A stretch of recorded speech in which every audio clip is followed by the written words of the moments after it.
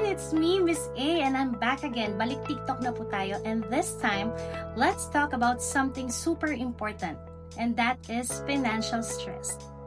Alam kong hindi ito madalas pinag-uusapan, pero napaka-crucial po nitong usapin na ito. Kaya naman, let's normalize the conversation. So first, ano nga ba ang financial stress? Financial stress is when you feel overwhelmed or anxious about your current money situation. Yung kung may mga utang o bills at iba pang mga financial obligations, syempre natural lang sa isang tao na magka-stress, diba? Pero hindi naman ibig sabihin nito na hindi na kayang i-handle. Ang kailangan lang po natin ay ang tamang suporta at tamang kaalaman kung paano ma-overcome ang mga ito. Ngayon, bibigyan ko kayo ng mga signs na paano nyo malalaman kung kailangan mo ba ninyo ng tulong sa inyong financial stress. Una, ito yung nararamdaman nyo na parang hindi mo na kayang tapusin yung mga bills at parang paulit-ulit na lang yung problemang kinakaharap ninyo. Yung tipong lagi na lang iniisip kung paano kayo sa susunod na araw.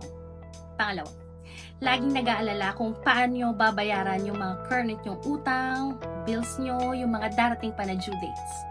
Pangatlo, nawawalan ka na ng gana sa mga bagay na dati mong kinatutuwaan.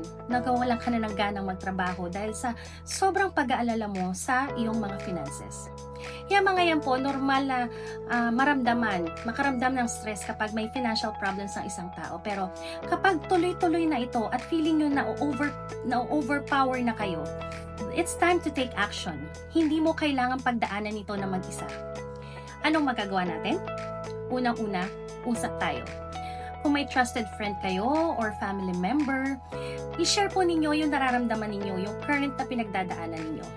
Hindi mo kailangan pagdaanan na mag-isa. Dito rin po sa PhilFlag, meron kaming free counseling para sa aming mga verified advocates na tiyak na makakatulong sa inyong mga pinagdadaanan. Pangalawa, self-care. Alagaan po ninyo ang inyong mga sarili. Ibigay ang oras para makapagpahinga at kalmahin ang inyong mga isipan. Pansamantalang ikalma ninyo at huwag masyadong mag-isip dahil pag maraming stress at patuloy nyo iniisip, mas makakadagdag po ito. Pangatlo, mag-seek help kayo. Kung feeling po ninyo hindi nyo na kayang i-handle na mag-isa, huwag po kayong matakot na humingi ng tulong mula sa mga professionals. Dito po sa PhilFlag, marami po tayong mga programang makakatulong sa inyo tulad ng financial counseling, financial webinars, at syempre ating mga live stream at itong aking mga awareness videos. Ang paghingi po ng tulong ay hindi tanda ng kahinaan, kundi tanda po ng tunay na katapangan. Tandaan po ninyo, hindi kayo nag-iisa. Maraming tao po ang dumadaan sa ganitong sitwasyon at kung ikaw na nanonood dito ay kasalukuyan nakakaranas nito, baka ito na yung sign na hinahanap mo. Sign para malaman mo na you are important. You are capable of overcoming this problem. Let's break the stigma. Let's start talking about financial health and your mental health and how we can take steps to improve it together. Alam niyo yun, kung ikaw wala ka man nararamdaman ngayon ng financial stress o yung simpleng pagkamusta ninyo sa mga kaibigan niyo na, kamusta finances mo? O kailangan mo ba ng tulong? Can make a huge difference sa inyong mga kaibigan.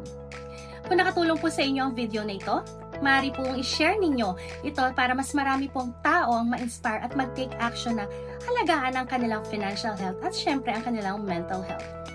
Together po, we can create a world where financial well-being is valued just as much as mental health.